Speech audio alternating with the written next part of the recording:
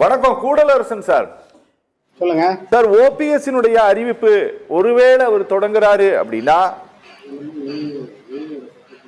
அதிமுகவோடு கூட்டணி சேர்ந்து விட மாட்டோமா அப்படின்ட்டு அரசியல் கட்சிகள் காத்து கொண்டிருந்த நிலைமை கொஞ்சம் மாறி போவதற்கான வாய்ப்பு இருக்கா சார்? மீண்டும் இவர் ஒன்று தொடங்கி ஏடிஎம்கே ஒரு 3 ஃபேக்ஷனாவே அதிகாரப்பூர்வமாவே வந்துருச்சுன்னு தெரிஞ்சது அப்படின்னா அது ஏதாவது ஒரு வகையில் அதிமுகவை பலவீனப்படுத்துமா சார்? நிச்சயப்படுத்துவதற்கான வாய்ப்பு குறைவு. ஏன்னா இந்த முதல்வர் ஓபிஎஸ் அவர்கள் உணர்வுபூர்வமான இந்த அண்ணா திராவிட முன்னேற்ற கழகத்தை பலவீனப்படுத்துவதிலே முன்னணியில் இருந்திருக்கார் என்றுதான் சொல்ல வேண்டும். சரி. ஏனென்றால் உரிமை மீட்பு குழு என்று 3.5 ஆண்டுகளாக அவர் என்னென்ன செயல்கள் செய்தார், என்ன உரிமைகளை மீட்டிருக்கிறார் என்பதெல்லாம் இதுவரையில் கேள்விக்குறியாகத்தான் இருக்கிறது. சரி. எப்போதும் அவர் அதற்கான விடைகளை பத்திரிகையாளர்களிடமோ அல்லது அறிக்கை வாயிலாகவோ தெளிவாக சொன்னதாக தெரியவில்லை.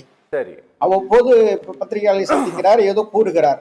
ஆனால் இந்த கட்சி தொண்டர்கள் தான் பாவம்.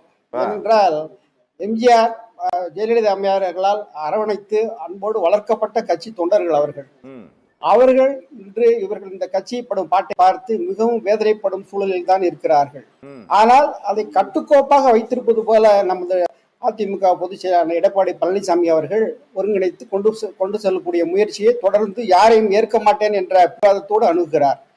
ஆனால் திரு ஓபிஎஸ் அவர்கள் என்ன செய்ய போகிறார், எதற்காக திடீர் இந்த அறிவிப்பு, என்ன அப்படி 10 நாட்களில் செய்துவிட முடியும்? தேர்தல் நெருங்கி கொடுக்கிற சமயத்தில் இவருடைய அறிவிப்பு என்பது வழக்கமான பேச்சா அல்லது உண்மையில் இதற்கு பின்னணி ஏதாவது உள்ளதா என்பது அவர் சொன்னால்தான் நாம் அறிந்து கொள்ள முடியும். ஏனென்றால் அதற்கான எந்த ஒரு அறிகுறிகளும் அரசியல் களத்திலே பார்க்க முடியவில்லை. சரி சரி சரி சரி சார்.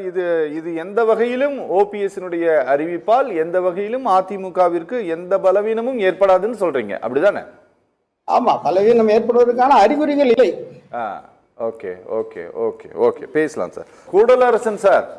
சார், இன்னும் அதிமுகவை பலவீனப்படுத்தக்கூடிய காரியத்தில் திரு ஓபிஎஸ் தொடர்ந்து இயங்குவது அதிமுக தொண்டர்கள் மத்தியில் ஏதாவது அசூசையான ஒரு மனோநிலையை ஏற்படுத்துமா?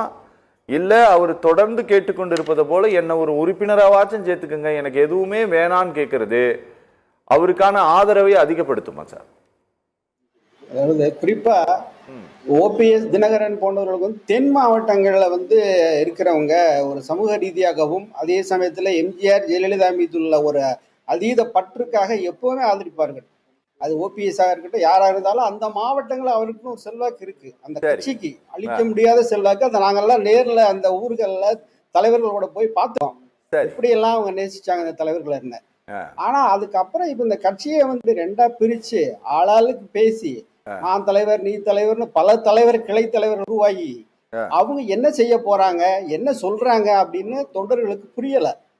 ஏன்னா இவர் உரிமை மீட்ப கழகமா மாத்தி என்ன கோரிக்கை வைக்க போறாரு?